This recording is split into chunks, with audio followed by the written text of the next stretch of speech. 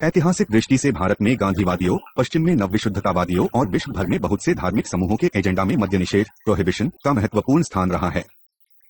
महानिषेध के लिए गांधी की प्रतिबद्धता पूर्ण थी और भारत तथा विदेश में अपने व्यक्तिगत अनुभवों तथा भारतीय जनमानस की दया के बारे में उन्होंने गहन चिंतन किया था, जिसके फलस्वरूप यह उजागर हुई थी। मुख्यधारा के राजनीतिक दलों के एजेंडा और कानून पास करवाने में मद्य निषेध को लाने के लिए समर्थकों द्वारा प्रयास किए गए हैं, परंतु ऐसे सभी प्रयास अल्पकालिक थे। समकालीन परिदृश्य में नीति निर्माताओं की मुख्य समस्याओं में एक विशेषकर भारत में शराब उत्पादन और बिक्री से राजस्व अधिक से अधिक प्राप्त करना या उसमें वृद्धि करना है, और ऐसी स्थिति में अस्वस्थता दर और मृत्यु दर के लोग स्वास्थ्य की अनदेखी करते हैं। हम उन और अन्य संबद्ध मुद्दों पर इस इकाई में विस्तार से चर्चा करेंगे। लक्ष्य और उद्देश्य। इस इकाई को पढ़ने के बाद आप मद्य निषेध प्रोहिबिशन और मद्य त्याग टेम्परेंस शब्दों का अर्थ समझ सकेंगे, शराब विरोधी आंदोलनों और मद्य निषेध के प्रयासों का क्रम विकास ज्ञात कर सकेंगे, मद्य निषेध के विभिन्न पहलुओं पर गांधी के विचार जान सकेंगे और मद्य निषेध और शराब व्यसन से संबंधित समस्याओं तथा मुद्दों की समीक्षा कर सकेंगे। 7.2 मद्य निषेध अवधारणा और विकास। 7 फरवरी 2001 परिभाषा। मद्य निषेध शब्द निर्माताओं, विक्रेताओं, अच्छा परिवहन के अल्कोहलिक बेवरेज के कानूनी बचाव के लिए है। इसका दूसरा प्रयोग मद्य त्याग टेम्परेंस के संदर्भ में किया जाता है। यह शराब व्यसनी के उपभोग में आधुनिकीकरण के लक्ष्य को भी दर्शाता है, अथवा इसके बाद अधिक से अधिक यह स्वेच्छा के आधार पर पूर्ण मद्य त्याग की भी लक्ष्य रखता है। मद्य निषेध और मद्य त्याग दोनों शब्द एक दूसरे के लिए भी प्रयोग किए जाते हैं, इन सब की इस कड़ाई में चर्चा करेंगे। 7 फरवरी 2002 इतिहास में मद्य निषेध।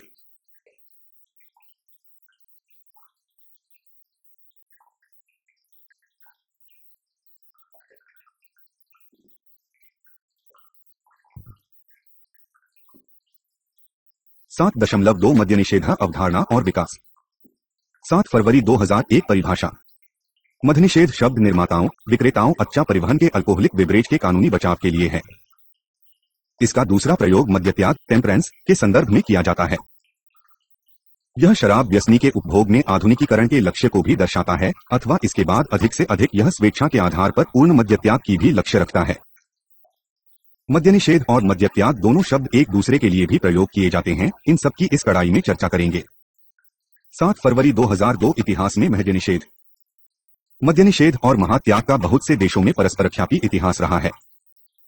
एजेटे समाज, प्राचीन चीन, सामंती जापान, पॉलिनेशियाई द्वीपों, आइसलैंड, फिनलैंड, नॉर्वे, स्वीडन, रूस, कनाडा और भारत में मद्य निषेध के कुछ प्रयास किए गए, परंतु केवल कुछ ही मुस्लिम देश नानिषेध बनाए रख सके।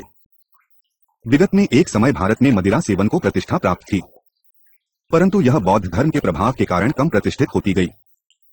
नशा कराने वाले महापदार्थ लगभग छोड़ दिए गए थे, संभवतः समाज के निम्नतम स्तर को छोड़कर। अधिकांश देशों ने जिन्होंने मद्य निषेध लागू किया, उन्होंने उसे वापस ले लिया था। 7 फरवरी 2003 मद्य त्याग के लिए अंतर्राष्ट्रीय आंदोलन।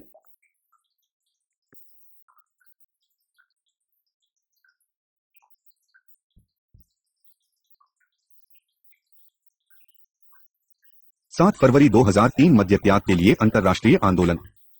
पश्चिम में हराम विरोधी आंदोलन लगभग 2 शताब्दी पुराना है। 18वीं शताब्दी के प्रथम चतुर्थांश के धार्मिक पुनर्जागरणवाद के फलस्वरूप पश्चिमी देशों में राज्य और स्थानीय मद्य निषेध की लहर उत्पन्न हुई थी। एक मद्य त्याग प्रतिज्ञा सन 1800 में संयुक्त राज्य अमेरिका में गिरजाघरों द्वारा लागू की गई थी। सबसे प्रारंभिक मद्य त्याग संगठन सन 1808 में सैराटोगा, न्यूयॉर्क और सन 1813 में मैसाचुसेट्स में स्थापित किए गए थे। आंदोलन तेजी से फैला और संयुक्त राज्य अमेरिका के विभिन्न राज्यों में लगभग 6000 स्थानीय मद्य त्याग संगठन अस्तित्व में आए। सबसे पुराने यूरोपीय मद्य त्याग संगठन सन 1829 में आयरलैंड में बनाए गए थे। यह आंदोलन बन गया और स्कॉटलैंड तथा ब्रिटेन, कनाडा, दक्षिण अमेरिकी देशों, ऑस्ट्रेलिया, जापान, दक्षिण और पश्चिमी अफ्रीका में भी फैला था। गिरजाघर ने आंदोलन में प्रेरक भूमिका निभाई। मद्य त्याग आंदोलन के मुख्य उद्देश्यों में विभिन्न देवी में भिक्षा और मद्य निषेध पर विधायन के लिए जनभावना तैयार करना था। अंतर्राष्ट्रीय पैमाने पर नैतिक और राजनीतिक कार्य के संयोजन के अलावा महिलाओं के समूहों का समर्थन तथा सहभागिता आकर्षित हुए। आंदोलन के अंतर्राष्ट्रीयकरण में ऐतिहासिक घटनाओं में से एक सन 1909 में लंदन में विषय महानिषेध सम्मेलन का आयोजन था। यह अंतर्राष्ट्रीय मद्य निषेध महासंघ के गठन में सहायक था, जिसे संयुक्त राज्य अमेरिका, यूरोपीय देश और विश्व के अन्य कुछ औद्योगिक देशों ने अपनाया था। 7 फरवरी 2004 राजनीतिक मांग के रूप में मद्य निषेध।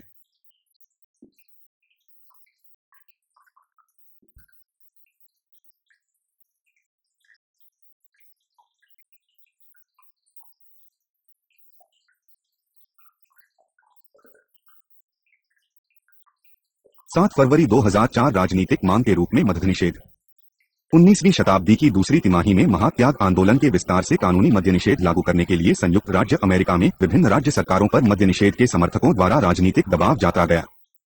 मैसाचुसेट्स ने सन 1838 में शराब की बिक्री के बारे में कुछ विनियम लागू किए, जबकि सन 1846 में मैने राज्य ने पहला मद्य निषेध कानून बनाया। सन 1809 में स्थापित मद्य निषेध पार्टी ने उन लोगों के लिए प्रत्यक्ष राजनीतिक मंच प्रदान किया था जो देश भर में मद्य निषेध पर विधायन के लिए मांग कर रहे थे। सन 1906 में स्थापित एंटी सैलून लीग ने भी मद्य निषेध के पक्ष में कानून बनाने के लिए समर्थन किया। प्रथम विश्व युद्ध के दौरान भोजन के रूप में प्रयोग के लिए खाद्यान्न बचाने के अभिप्राय से संयुक्त राज्य अमेरिका की कांग्रेस ने अस्थायी युद्धकालीन मद्य निषेध अधिनियम पारित किया। प्रथम विश्व युद्ध के बाद सन 1920 तक 33 राज्यों में मद्य निषेध प्रभावी हो चुका था, जिसमें देश की जनसंख्या के लगभग 2/3 लोग शामिल थे। सन 1919 में संयुक्त राज्य अमेरिका कांग्रेस ने प्रवर्तन दिशा निर्देश देते हुए राष्ट्रीय मद्य निषेध अधिनियम पारित किया, परंतु बाद में संघीय सरकार ने मद्य निषेध प्रवर्तन के प्रति ढीला रवैया अपनाया। परिणाम स्वरूप संयुक्त राज्य अमेरिका में बड़ी मात्रा में गैरकानूनी शराब उत्पादन और बिक्री होती रही। इसको मद्य निषेध वहां लागू किया गया जहां स्थानीय जनसमुदाय इसके पक्ष में थे। अन्यत्र शराब की गैर कानूनी बिक्री आम बात थी और मद्य निषेध के समर्थकों का इन परिवर्तनों से मोहभंग हो गया। सन 1933 में राष्ट्रीय महानिषेध अधिनियम निरस्त कर दिया गया।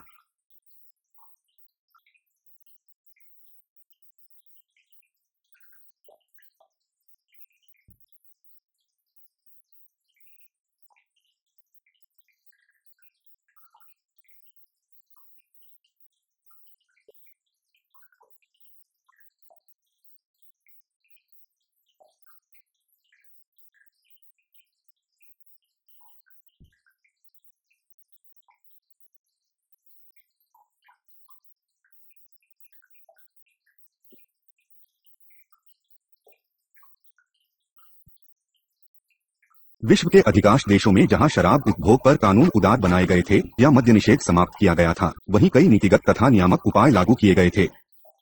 उनमें करों पर उपकर तथा शराब के उत्पादन बिक्री पर उपकर वसूलना, मद्यपान के लिए न्यूनतम आयु का निर्धारण, विनिर्दिष्ट दिनों और घंटों पर शराब की बिक्री पर प्रतिबंध, शराब के विज्ञापन पर नियंत्रण, शराब के नए में गाड़ी चलाने पर होने वाली दुर्घटनाओं और हिंसात्मक घटनाएं कम करने के लिए कानून बनाना, शराब पर अधिक उपकर लगाना शामिल है। शराब पर उच्चतर उपकर लगाने जिन्हें मूलत उपभोग निरुत्साहित करने के उपाय के रूप में सोचा गया था, अब राज्य के लिए राजस्व बढ़ाने का महत्वपूर्ण स्रोत हो गया है। 7.3 गांधी और कुमारप्पा। महात्मा गांधी और भारतन कुमारप्पा भारत में मद्य निषेध के प्रवर्तन के सबसे अधिक सुस्पष्ट और प्रबल समर्थक थे। उन्होंने न केवल सशक्तता का आह्वान किया है, बल्कि भारत के सांस्कृतिक और सामाजिक आर्थिक संदर्भ में उन्हें निर्दिष्ट भी किया है। उनके लिए मद्य निषेध भारत की नैतिक जागरूकता भी निरूपित करता है। 7 मार्च 2001 मद्य निषेध पर गांधी। गांधीवादी विचारधारा की विश्व दृष्टि में मद्य निषेध को विश्व में गौरव का स्थान प्राप्त है। गांधी के लिए मदिरापान बुराई की तुलना में रोग अधिक है। यंग इंडिया 6 जुलाई 1921 पृष्ठ 210। मैं मदिरापान को चोरी करने और वेश्यावृत्ति से भी अधिक निंदनीय मानता हूं कि Gandhi prohibition at any cost पृष्ठ 10। गांधी फिर कहते हैं कि बहुत से साम्राज्य अपने शासकों की शराब पीने की आदती के कारण नष्ट हुए थे। यह विकराल बुराई निस्संदेह रोमन साम्राज्य के पतन के सहायक कारकों में से एक थी। यंग इंडिया 11 अप्रैल 1929 पृष्ठ 115। गांधी अपने सबसे बड़े पुत्र का उल्लेख करते हुए कहते हैं, जो इस तथ्य को वह सब कुछ जानने के बावजूद व्यसनी हो गया है, जबकि वह बुद्धिमान, बलवान, देवभक्त और त्याग के लिए सक्षम था। शराब और जुग उनके नैतिक बल को दुर्बल बना देता है जो इन आदतों के लिए समर्पित हो जाते हैं। केवल वे ही महिलाएं जिनके पति शराबी है जानती हैं घरों में शराब पीने की बुराइयों क्या है। जो घर कमी व्यवस्थित और शांतिदायी थे। एम के गांधी, यंग इंडिया 10 अप्रैल 1930 पृष्ठ 21।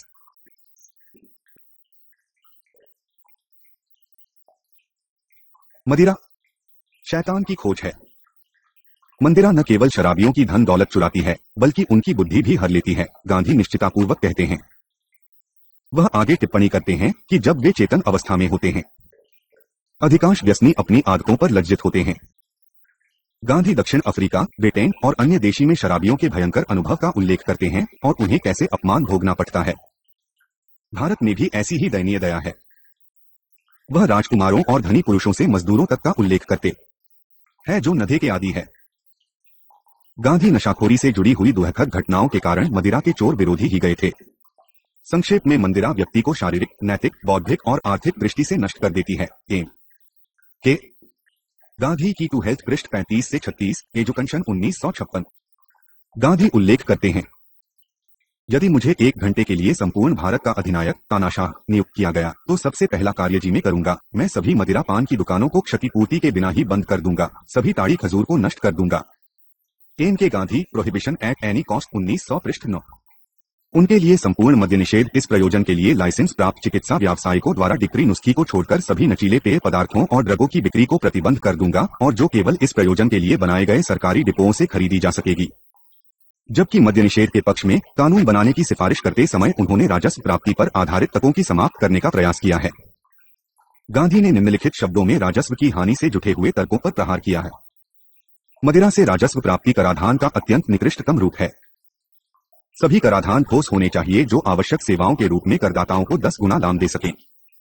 उत्पाद एक्साइज लोगों को अपने ही भ्रष्टाचार, नैतिक, मानसिक और शारीरिक कीमत के लिए भुगतान कराना पड़ता है।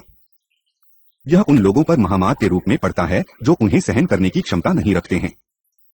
राजस्व की हानि केवल स्पष्ट है। निम्नकारी कर हटाने से शराबी अर्थात करदाता बेहतर आय अर्जित और व्यय कर सकते हैं, अर्थात राष्ट्र को पर्याप्त आर्थिक लाभ हो सकता है। हरिजन 31 जुलाई 1937 पृष्ठ 196।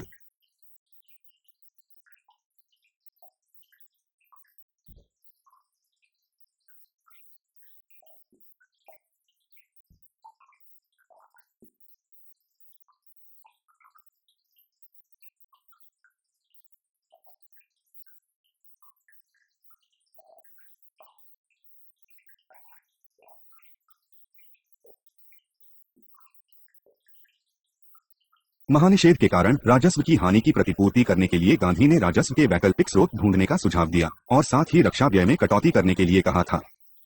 गांधी का कथन है कि जब सरकारें राजस्व घाटे की बात कहती है तो वे बनिया भावना द्वारा प्रेरित होती है।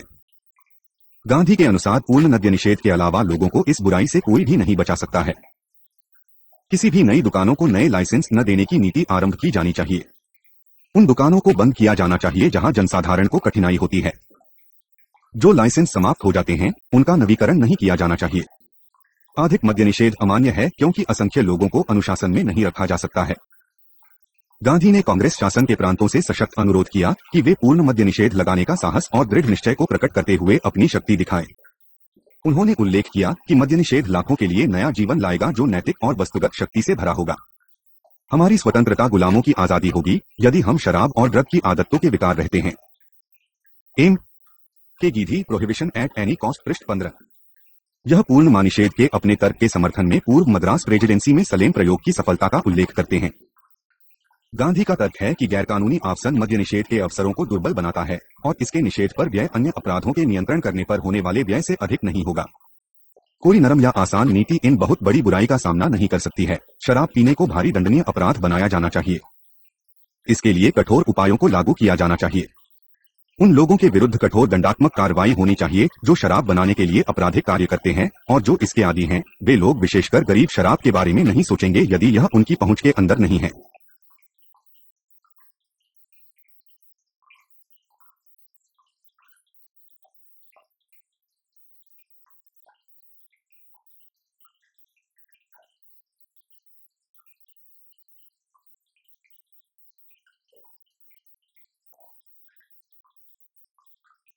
गांधी उनके द्वारा प्रारंभ किए गए रचनात्मक कार्यक्रम के साथ मनिषेध पर संपूरक कानून बनाने का विकल्प देते हैं। वास्तव में उन्होंने रचनात्मक कार्यक्रम के अभिन्न अंग के रूप में शराब के उन्मूलन को समाहित किया है। गांधी ने आह्वान किया कि जागरूक जनता विशेषकर स्वयंसेवी संगठनों को महिलाओं और छात्रों की सहायता से मद्यत्याग को एक महानतम नैतिक आंदोलन के रूप में समझना चाहिए और शराब के विरुद्ध व्यापक शैक्षिक अभियान प्रारंभ करना चाहिए। शराब की भारी खपत प्रवण क्षेत्रों में शराब की आदत के पीछे कारणों का विश्लेषण और निपटान सावधानी पूर्वक किया जाना चाहिए। शराब के विरुद्ध अपने अभियान में स्वयंसेवी संगठनों और लब्ध प्रतिष्ठ व्यक्तियों को नशे के आदियों से व्यक्तिगत संपर्क स्थापित करने के उद्देश्य से शांतिपूर्ण, मौन और शिक्षाप्रद धरना प्रारंभ करने चाहिए और उन्हें शराब त्यागने के लिए उन्हें हर संभव विश्वसनीय प्रयास करने चाहिए। साथ ही शराब विक्रेताओं को अपनी आजीविका उपार्जन के लिए अन्य व्यापार प्रारंभ करने के लिए प्रेरित करने का प्रयास करना चाहिए। गांधी ने निष्कर्ष निकाला कि शिक्षा पर मात्र स्वयंसेवक प्रयास विफल होंगे यदि इससे पहले पूर्ण मद्य निषेध नहीं किया जाता है। कानून, समाज और स्वयंसेवी प्रयास उनकी दृष्टि में पारस्परिक सहायक भूमिका निभा सकते हैं। उनके सुझाए गए पूर्व सक्रियता और दंड केंद्रित उपायों की श्रृंखला के क्रियान्वयन से गांधी ने अनुभव किया कि हम समाज के लिए और शराब के आदि पीड़ितों के लिए भी अभिप्रेरित स्थिति उत्पन्न कर सकते हैं। एम के Gandhi prohibition at any cost.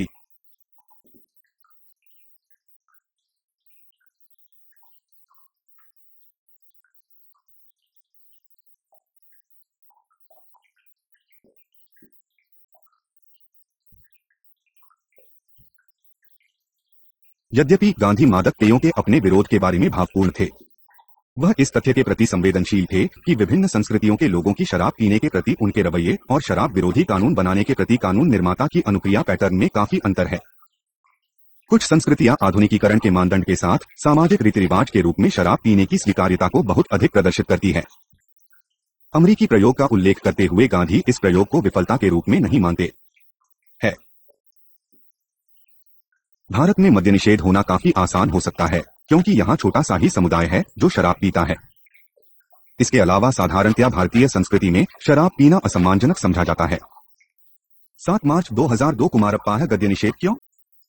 भारतन कुमारण्या मद्य निषेध पर गांधीवादी विचारधारा के सबसे अधिक प्रबल समर्थक और व्याख्याता थे।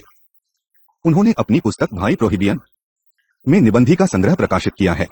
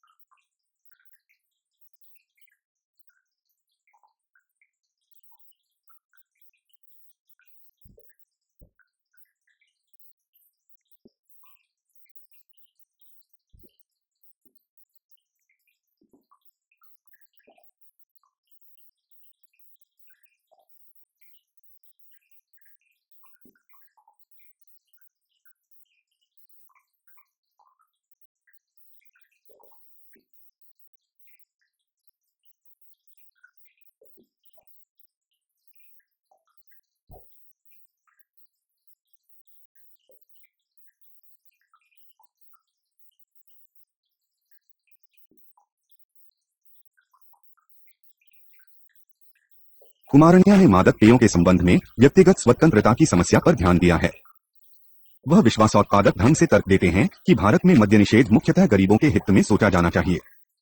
व्यसनी पुरुष की पत्नी, बच्चे और अन्य आश्रितों द्वारा अनुभवगत तकलीफें सामाजिक समस्या का मामला होना चाहिए, विशेष रूप से जबकि ऐसा व्यक्ति जो बहुत कम कमाता है, जो आय उसके और उसके परिवार की बुनियादी आवश्यकताएं पूरी करने के लिए मुश्किल से ही पूर्ण होती है। इस प्रकार पुरुष की नयाखोरी की आदत उसके आश्रितों को वास्तविक रूप में बेसहारा बना देती है। नशे के कारण परिवार के सदस्यों द्वारा भोगे गए दुर्व्यवहार का समाज विरोधी आयाम है। शराब के प्रभाव में व्यक्ति गुलाम बन जाता है। मद्यपान को समाज विरोधी आदत के रूप में मानते हुए इस विषय पर राज्य को हस्तक्षेप करना पड़ता है और व्यक्ति की स्वतंत्रता नियंत्रित करनी पड़ती है। कुमारप्पा नारकोटिक ड्रग्स के मामले में व्यक्तिगत स्वतंत्रता पर प्रतिबंध लगाने वाले बहुत से पश्चिमी देशों का भी उल्लेख करते हैं। अल्कोहल भी नारकोटिक है।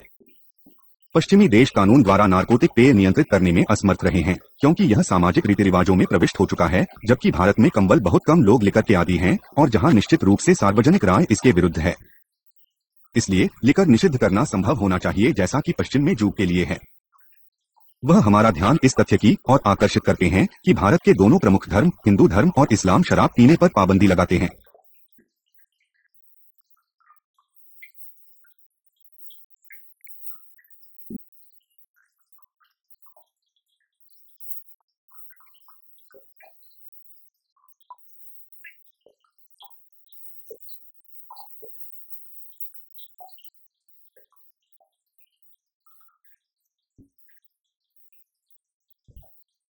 जब शराब खुले बाजार में स्वच्छंदता से बेची जाती है, जो शराब के आदी नहीं होते हैं वे भी आकर्षित होते हैं। इस प्रकार शराब की बुराई फैलती है। इसलिए समस्या न केवल शराब व्यसनियों से है बल्कि हराम न पीने वाले से भी है, कुमारप्पा का कथन है।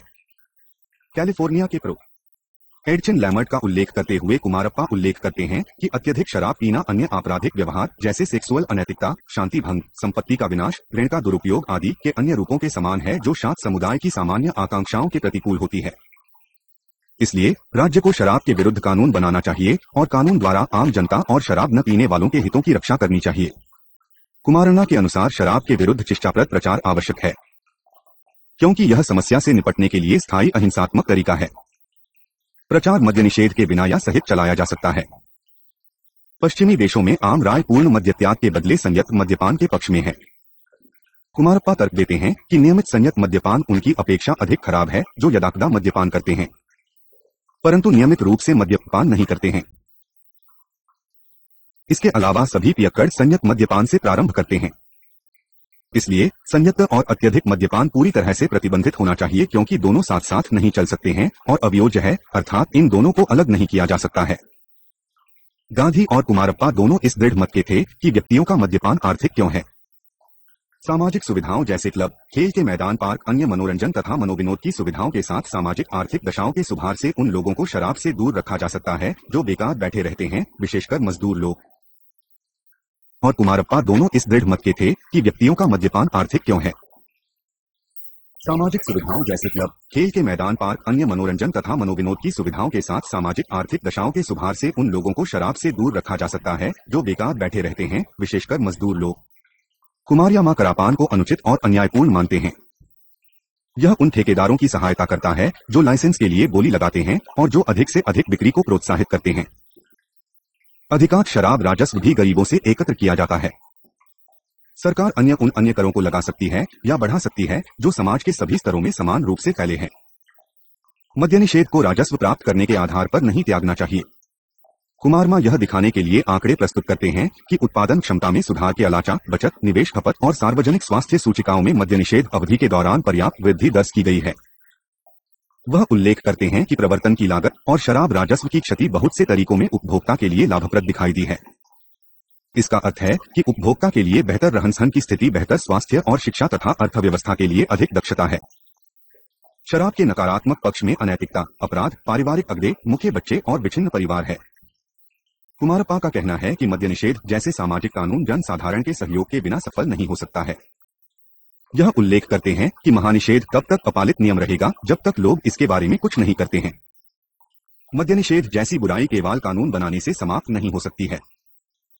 7.4 मदिरापान के प्रभाव अनुसंधान के निष्कर्ष। बहुत से वैज्ञानिक अध्ययन विशेषकर पश्चिमी देशों में सामाजिक अंतःक्रिया पर शराब के प्रभाव, सामाजिक लागत और शराब व्यसन तथा विभिन्न प्रकार के अपराधों के बीच संबंध पर हुए हैं। इस भाग में हम नीचे कुछ अनुसंधान निष्कर्षों को संक्षेप में दे रहे हैं। 7 अप्रैल 2001 शराब और सामाजिक अंतःक्रिया। शराब लोगों को जोड़ती है और पृथक करती है। यह बहुत से तरीकों में सामाजिक अंतःक्रिया की प्रक्रियाएं प्रभावित करती है। व्यसनी की चाल, वाणी, आंखों के संचलन, मुख्य की अभिव्यक्ति पर नर्श, नानी, यादी, कांदोलन, नवासी के चिन्ह दिखाई देते हैं और इस पर सामाजिक प्रक्रिया में बहुधा अन्य व्यक्तियों से नकारात्मक प्रतिक्रियाएं होती है। अंतःक्रिया क्रूर व्यवहार द्वारा भी बाधित हो सकती है। यहां तक कि पीने वाले की सकारात्मक भावनाएं कुछ सामाजिक संदर्भ में नकारात्मक प्रतिक्रिया उत्पन्न करती है। शराब के प्रभाव कई गुना होते हैं। यह एक दूसरे के साथ या निकटता में लोगों को लाकर सामाजिक आकर्षणकर्ता के रूप में कार्य करती है। यह अंतःक्रिया की स्थितियों में अप्रीतिकर और उत्तेजनात्मक व्यवहार भी उत्पन्न करती है, जिससे आक्रमण, संघर्ष और शारीरिक हिंसा भी हो सकती है। इसके विपरीत शराब पीने का उपयोग आपसी रंजिश समाप्त करने के लिए भी किया जाता है। अपराधी प्रायः दावा करते हैं कि वे अपनी तंत्रिका को स्वस्थ रखने के लिए शराब का उपयोग करते हैं।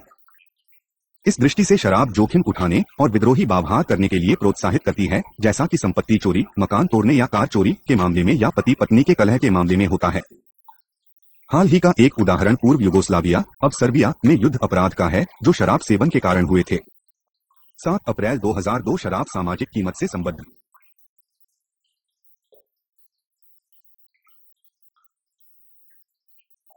7 अप्रैल 2002 शराब सामाजिक कीमत से संबद्ध। शराब की सामाजिक कीमत पश्चिम में कई सामाजिक वैज्ञानिकों के विस्तृत अन्वेषण और कठोर अनुमान का विषय रहा है। समाज के लिए सबसे बड़ी शराब की कीमत संबद्ध मृत्यु दर और अस्वस्थता दर के कारण तथा मृत्यु तथा खराब स्वास्थ्य के कारण उत्पादकता की क्षति के रूप में देखी गई है। संयुक्त राज्य अमेरिका, ऑस्ट्रेलिया और यूके में किए गए हाल ही के अध्ययनों द्वारा अनुमान लगाया गया है कि शराब द्वारा 80% मृत्यु और अस्वस्थता की कीमत समाज द्वारा वहन किया गया भार है। तुलना द्वारा शराब संबद्ध अपराधों के कारण कुल कीमत का भाग 10% से कम है। यद्यपि अपराध और हिंसा में शराब के सम्मिलित होने की मात्रा बटा परिमाण अलग अलग देशों में भिन्न भिन्न है, परंतु मुद्रा के आधार पर अपराध अधिक है। कुल मिलाकर यह स्वीकार किया गया है कि बलात्कार, डकैती, हमला और हत्या के पीड़ितों में शराब संबद्ध अपराध की अप्रत्यक्ष कीमत बहुत अधिक है। संपत्ति अपराध और व्यक्ति के विरुद्ध अपराध दोनों समाज के बड़े हिस्से में भय और पीड़ा उत्पन्न करते हैं। इससे पीड़ितों के जीवन की कोटि नकारात्मक हो जाती है। बहुत से परिवारों के लिए परिणाम सहना दुष्कर हो जाता है। इससे आपराधिक व्यवहार हो सकता है और परिणामी आदर्शक बुनियाद कमजोर हो जाती है, जो किसी भी समाज के कार्यक्रम के लिए आवश्यक है। 7 अप्रैल 2003 शराब और अपराध। साक्षिक रूप शराब व्यसनी और अपराध करने की प्रवृत्ति के बीच उच्च स्तर का गहन संबंध रहता है। संयुक्त राज्य अमेरिका के अध्ययनों ने हत्याओं का अनुपात 65% बताया है, जिसमें अपराधी व पीड़ित दोनों में से एक शराबी था। पारिवारिक हिंसा और बाल दुर्व्यवहार के संदर्भ में ग्रीनलैंड का यह प्रतिशत 80% काफी अधिक है। पारिवारिक हिंसा और बाल शोषण पर अध्ययन कई देवों में शराब का उच्च स्तर दर्शाता है। संयुक्त राज्य अमेरिका जो मध्यम स्तर पर है, शराब के कारण डकैतियों और बलात्कार का अनुपात लगभग 50% है। शराब पीने वालों का उच्चतम भाग आसोनिस्टों द्वारा दिखाया गया है।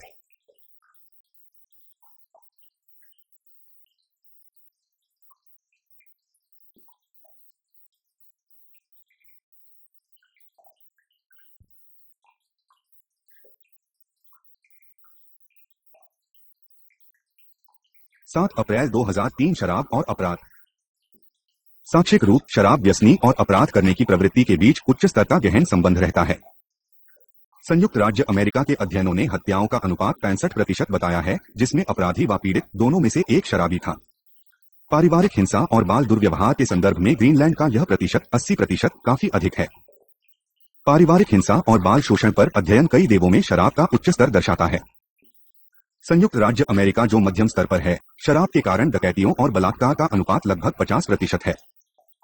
शराब पीने वालों का उच्चतम भाग आसोनिस्टों द्वारा दिखाया गया है। शराब से जुड़े अपराधों का बहुत बड़ा भाग यातायात संबंधी अपराध है। शराब निर्णय करने की क्षमताओं और भीड़ के पीछे व्यक्तियों की जोखिम लेने की प्रवृत्तियों को प्रमादित करता है। इस प्रकार वे अपनी आक्रामकता तथा मनोभावों को कम करते हैं। मंदिरापान और आपराधिक व्यवहार की घटना के बीच सादीकीय संयोजन का प्रमाण बाध्यता को दर्शाता है, परंतु बहुत से अध्ययनों ने छोटे अपराधों और बलात्कार की कम रिपोर्टिंग का उल्लेख किया है।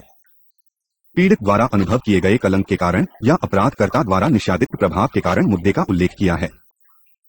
7.5 कर उगाही और शराब व्यसन की सामाजिक कीमत। नवपरिशुद्धतावादी न्योप्यूरिटन्स तर्क देते हैं कि शराब के उपभोक्ता अपने अस्वास्थ्यकर रुचियों की पूरी कीमत वहन नहीं करते हैं, परंतु समाज के शेष व्यक्तियों पर थोपते हैं। इन सामाजिक कीमतों का भार वहन करने के लिए या व्यसन से उत्पन्न कथित हानि का भार वहन करने के लिए भारी करों और उपकरों के माध्यम से सरकारी हस्तक्षेप को न्यायसंगत माना गया है। जैसा कि विलियम सुधार्ट प्रस्तुत करते हैं कि सामाजिक कीमत अर्थशास्त्र और नवविशुद्धतावादी राजनीतिक औचित्य का मिश्रण उतना ही प्रभावशाली है जितना यह योगकील है। 1995 पृष्ठ 2।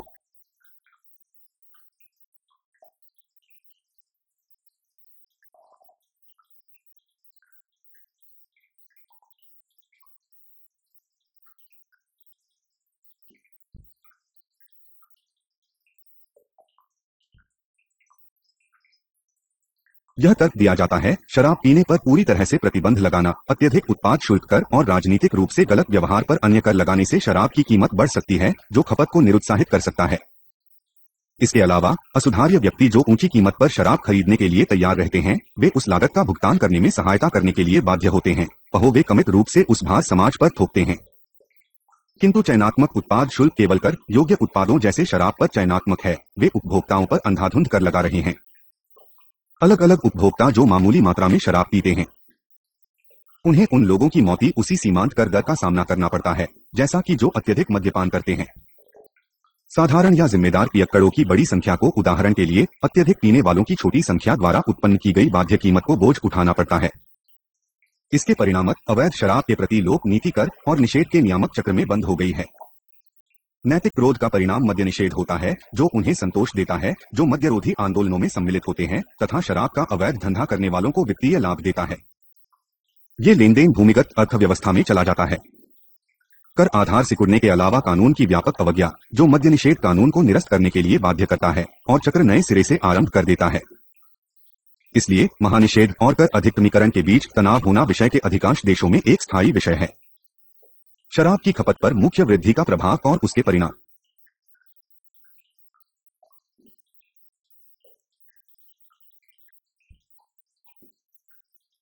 शराब की खपत पर मुख्य वृद्धि का प्रभाव और उसके परिणाम। इस भाग में शराब की खपत पर मूल्य वृद्धि के प्रभावों और उसके प्रतिकूल परिणामों का विश्लेषण किया गया है। अनुसंधानकर्ता रिपोर्ट उल्लेख करती हैं कि शराब का प्रयोग और दुरुपयोग कीमत के प्रति संवेदनशील हैं।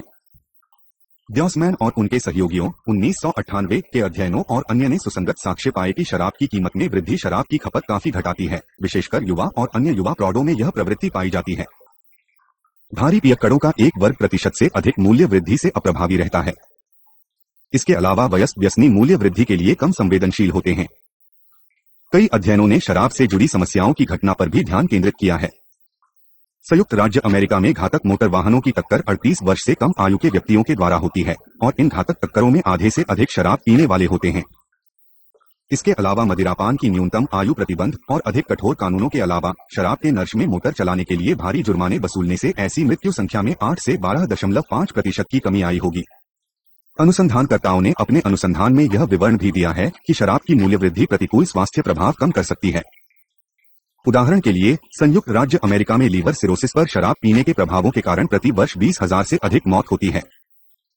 शराब की कीमत में 10% की वृद्धि से लीवर सिरोसिस मौतों की संख्या 8.3 से 128% तक कम हो सकती है।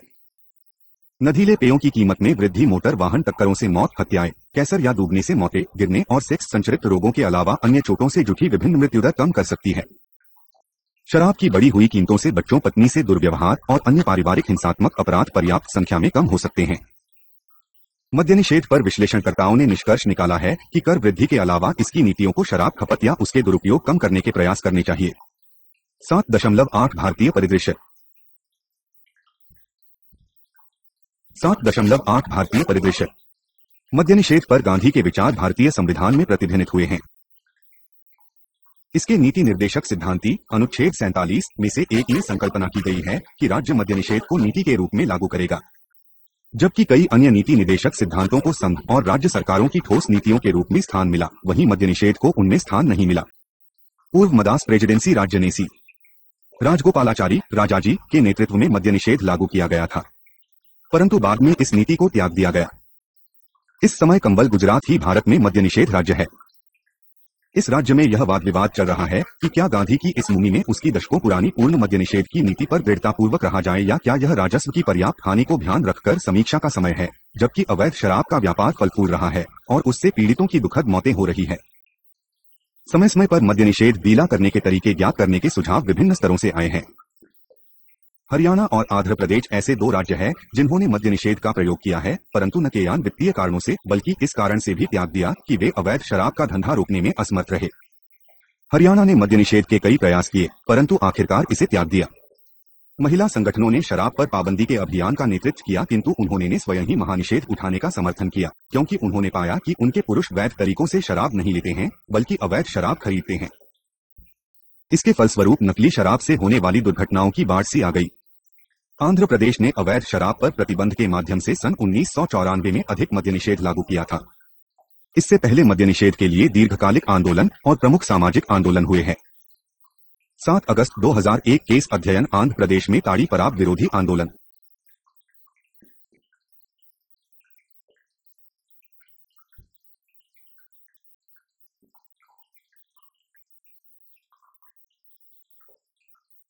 अगस्त 2001 केस अध्ययन आंध्र प्रदेश में ताड़ी पराब विरोधी आंदोलन। राज्य के नेल्लौर अब पौट्टी श्रीरामुलु नेल्लौर जिला में सुदूर धरती गांव तूबागुंटा में रोजाम्मा नामक वृद्ध महिला के माध्यम से ताड़ी बरात विरोधी आंदोलन आरंभ हुआ, जो प्रीढ़ शिक्षा कार्यक्रमों के पाठी द्वारा प्रेरित हुई थी।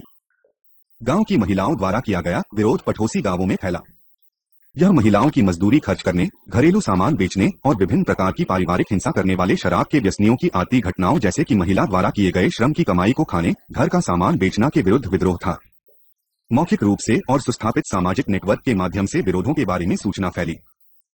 पूर्व विद्यमान सामाजिक मानदंडों जैसे सार्वजनिक क्षेत्र में महिलाओं की नगण्य सहभागिता और पितृसत्ता को छिन्न भिन्न करते हुए अन्य जिलों में बहुत से समुदायों में महिलाओं द्वारा अनवरत कार्रवाइयों भी हुई।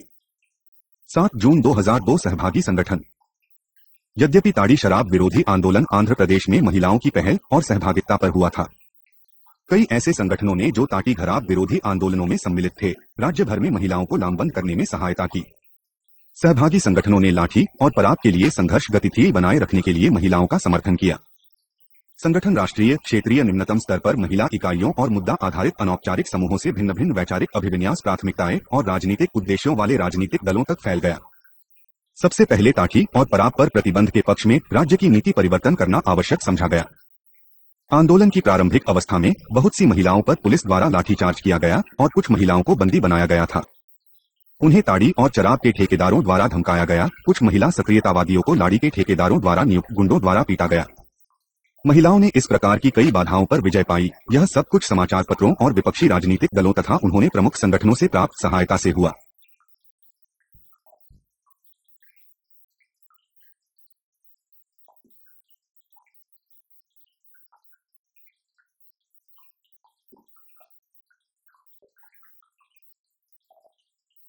सामाजिक समर्थन कई रूपों में सामने आया। ताड़ी शराब के विरुद्ध संघ सारा व्यतिरेका कार्यवरण समिति बनाई गई। इसने मद्य निषेध की मांग के लिए धरनों और विरोध, शराब की दुकानों की पिकेटिंग और शराब की थैलियों को जलाना और बोतलों को नष्ट करना शुरू किया। इस प्रकार बहुत सी लगातार कार्रवाई होती रही, जैसे ग्रामीणों या स्लम निवासियों द्वारा शराब पिए व्यक्तियों पर जुर्माना करना। आंदोलन की तीव्रता के फलस्वरूप कुछ ठेकेदारों और व्यापारियों ने स्वेच्छा से शराब का अपना व्यापार और शराब की दुकानें बंद कर दी। 7 अगस्त 2003 अभियान और संचार। प्रतीकात्मक क्षेत्र समाज के विभिन्न विजातीय भागों में संदेश ले जाने के लिए महत्वपूर्ण है कार्य। इसके अलावा औपचारिक बैठकें और समाचार पत्रों में टिकाऊ अभियान, प्रदर्शन, हड़ताल, रैलियां, धरना, पोस्टर अभियान, पैम्फलेट वितरण, पत्र, कहानियां और समाचार पत्रों, पत्रिकाओं में लेख और सरकारी अधिकारियों को ज्ञापन प्रस्तुत करना प्राय प्रतिदिन होते थे। संदेश भेजने के दूसरे तरीके खोजे गए। सार्वजनिक स्थानों में ताड़ी की थैली उड़ेलना और जलाना, गौधों में ताड़ी की गाड़ियों का आवागम रोका, ताड़ी की दुकानों पर आग लगाना और सरकार को ताड़ी की दुकानों की नीलामी करने से रोकना लगभग दिन प्रतिदिन की घटनाएं हो गई। परंपरागत माध्यम से ताड़ी और शराब के कुप्रभावों को प्रभावी ढंग से प्रचारित किया। नुक्कड़ नाटक, स्किट, कुर्राथा, कठपुतली प्रदर्शन, संगीत वाद्यों के साथ परंपरागत गीतों का संगीत आदि विशाल मात्रा में आयोजित किए गए। प्रिंट संचार माध्यम ने मद्य निषेध आंदोलन में उत्प्रेरक के रूप में भूमिका निभाई। सबसे अधिक बिकने वाला देशी भाषा के दैनिक समाचार पत्र ईनाडू ने ताड़ी शराब विरोधी आंदोलन के बारे में घटनाओं की रिपोर्टिंग में अधिकतम प्रचार और कवरेज दिया। अन्य तेलुगु समाचार पत्र भी इस मिशन में शामिल हुए। ताड़ी शराब विरोधी आंदोलन का तेजी से फैलने के महत्वपूर्ण कारणों में एक व्यापक कवरेज देशी भाषा पृष्ठ मीडिया में आंदोलन की रिपोर्ट और संचार था। शब्द बहुत तेजी से फैले और अधिक नए ढंग से आंदोलन हुए। कुछ गांवों में अब तक व्यसनियों ने बहुत लोगों पर हमला किया और ताड़ी न पीने की या संबंधित गांवों में ताड़ी न बेचने की शपथ ली।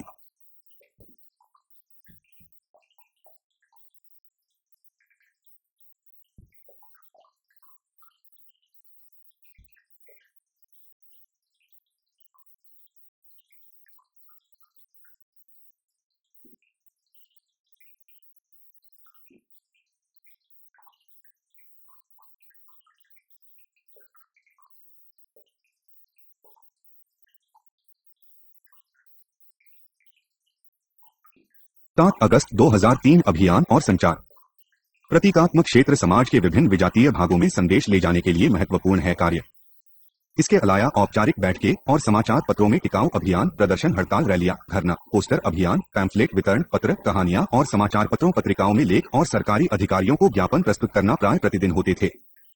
संदेश भेजने के दूसरे तरीके खोजे गए। सार्वजनिक स्थानों में ताड़ी की थैली उड़ेलना और जलाना, गौधों में ताड़ी की गाड़ियों का आवागम रोका, ताड़ी की दुकानों पर आग लगाना और सरकार को ताड़ी की दुकानों की नीलामी करने से रोकना लगभग दिन प्रतिदिन की घटनाएं हो गई। परंपरागत माध्यम से ताड़ी और शराब के कुप्रभावों को प्रभावी ढंग से प्रचारित किया। नुक्कड़ नाटक, स्किट, कुर्राथा, कठपुतली प्रदर्शन, संगीत वाद्यों के साथ परंपरागत गीतों का संगीत आदि विशाल मात्रा में आयोजित किए गए। प्रिंट संचार माध्यम ने मद्य निषेध आंदोलन में उत्प्रेरक के रूप में भूमिका निभाई। सबसे अधिक बिकने वाला देशी भाषा के दैनिक समाचार पत्र ईनाडू ने ताड़ी शराब विरोधी आंदोलन के बारे में घटनाओं की रिपोर्टिंग में अधिकतम प्रचार और कवरेज दिया। अन्य तेलुगु समाचार पत्र भी इस मिशन में शामिल हुए। ताड़ी शराब विरोधी आंदोलन का तेजी से फैलने के महत्वपूर्ण कारणों में एक व्यापक कवरेज देशी भाषा पृष्ठ मीडिया में आंदोलन की रिपोर्ट और संचार था। शब्द बहुत तेजी से फैले और अधिक नए ढंग से आंदोलन हुए।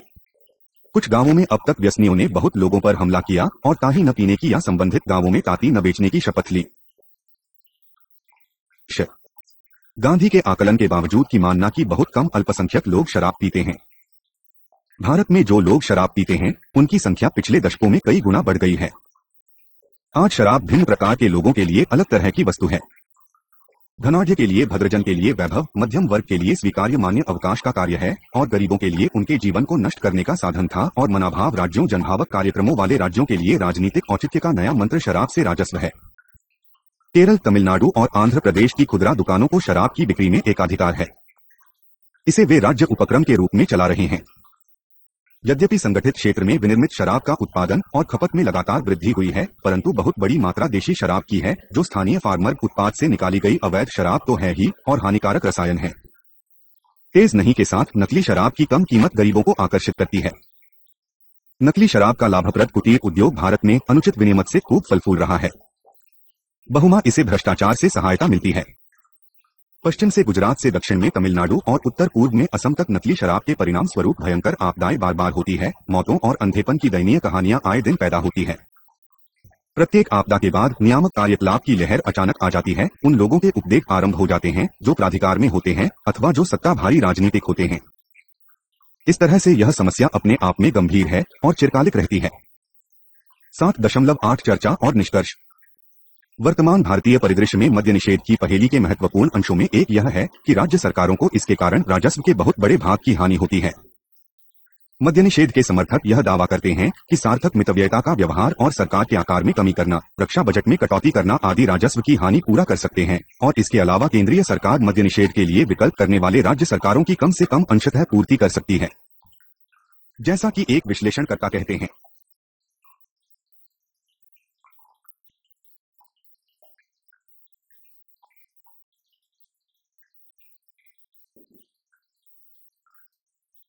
मद्य निषेध की चरम नीति और वर्तमान अनुन्नत रणनीति थी, दोनों प्रत्युत्पादनकारी है। एक और शराब उत्पादन के विनियमन और बिक्री के सूक्ष्म अंतर, दोनों का समाकलन करने के दृष्टिकोण की आवश्यकता है। दूसरी ओर सार्वजनिक स्वास्थ्य विनियमन कठोरता से लागू करने की आवश्यकता है। टिकाऊ और प्रभावकारी नीति का उद्देश्य बहुत से स्टेक होल्डरों द्वारा समन्वित कार्रवाई द्वारा प्राप्त हो सकता है। यद्यपि पूर्ण मद्य निषेध को असफल होना दिखाया गया है, परंतु विनिमय के प्रवर्तन के बिना वर्तमान अनुमति उत्तरदायित्व की कमी भी दिखाता है। S Jacob, alcohol politics, policies and public health, the Hindu, 2 दिसंबर 2009। 10 शराब का स्वरूप ही ऐसा है कि दुरुपयोग की संभावना सदा बनी रहती है। यह भारत जैसे देश में चिरकालिक सार्वजनिक स्वास्थ्य समस्याओं की संभावना बनाए रखती है। सरकार को हस्तक्षेप के लिए ऐसी हस्तक्षेप तर्कसंगत नीति तैयार करनी चाहिए जिसका शराब से जुड़ी अस्वस्थता दर और मृत्यु दर पर पर्याप्त प्रभाव हो और जो कि सार्वजनिक स्वास्थ्य दृष्टिकोणों पर आधारित हो। पश्चिमी देशों में अत्यधिक शराब पीने के कारण स्वास्थ्य समस्याएं समाने में लोगों की सहायता करने के लिए व्यवहार संबंध परामर्श के कई अभियान चलाए गए हैं।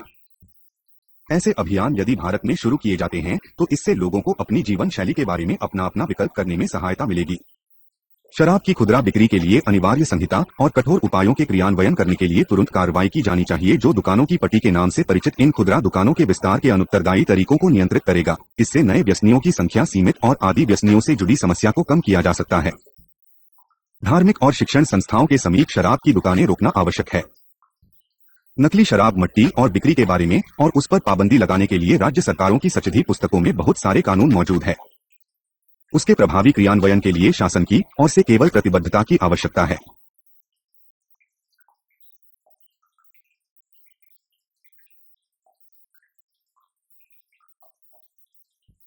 शराब की खुदरा बिक्री के लिए अनिवार्य संहिता और कठोर उपायों के क्रियान्वयन करने के लिए तुरंत कार्रवाई की जानी चाहिए, जो दुकानों की पट्टी के नाम से परिचित इन खुदरा दुकानों के विस्तार के अनुत्तरदायी तरीकों को नियंत्रित करेगा। इससे नए व्यसनियों की संख्या सीमित और आदि व्यसनियों से जुड़ी समस्या को कम किया जा सकता है। धार्मिक और शिक्षण संस्थाओं के समीप शराब की दुकानें रोकना आवश्यक है। नकली शराब मट्टी और बिक्री के बारे में और उस पर पाबंदी लगाने के लिए राज्य सरकारों की सचेधी पुस्तकों में बहुत सारे कानून मौजूद है। उसके प्रभावी क्रियान्वयन के लिए शासन की और से केवल प्रतिबद्धता की आवश्यकता है। ड्राई डे की संख्या में वृद्धि की जानी चाहिए, जिनमें सार्वजनिक अवकाश के दिनों के अलावा वेतन दिवस और त्योहार के दिन खुदरा शराब की दुकान के विक्रय घटकों के घंटों पर रोक से शराब की खपत नियंत्रित हो सकती है। चुनाव से पूर्व के सप्ताहों के दौरान महानिषेध का पालन ठीक से किया जाए और उपलब्ध व्यापक नियमों को सख्ती से लागू किया जाए और जो लोग इस कानून को तोड़कर शराब पीते हैं उनको कड़ाई से सजाएं दिलाई जाए। चुनाव अभियान के दौरान ऐसा करते हैं उन्हें कड़ी सजा दिलाई जाए। शराब की खपत से राष्ट्र को सामाजिक लागत के अनुमान के बारे में पश्चिमी देशों में पर्याप्त अनुसंधान हुए हैं और इस पर भी कि यह लागत सरकार द्वारा करों और उपकरों के माध्यम से अर्जित की जा सकती है। भारत ऐसे प्रयासों में काफी पीछे है जो तर्कसंगत सार्वजनिक नीति बनाने के लिए सुझाव दे सकेंगे।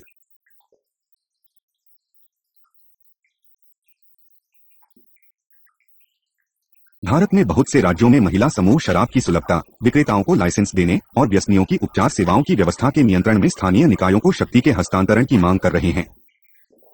यदि यह मांग स्वीकार की जाती है तो समुदाय को यह निर्णय करने का अधिकार होगा कि क्या शराब काठी की दुकानें होनी चाहिए या नहीं, खुदरा शराब की दुकानों को दिनों और घंटों का विनियमन करना है या नहीं। समुदाय विशिष्ट क्षेत्रों में जनमत संग्रह द्वारा शराब से संबंधित विभिन्न मुद्दों का निर्णय कर सकते हैं। एक संबंधित सुझाव सामुदायिक सहयोगात्मक दृष्टिकोणों पर है। सरकारी विनियम को समुदाय आधारित सहयोगात्मक दृष्टिकोण से अतिरिक्त बल मिले।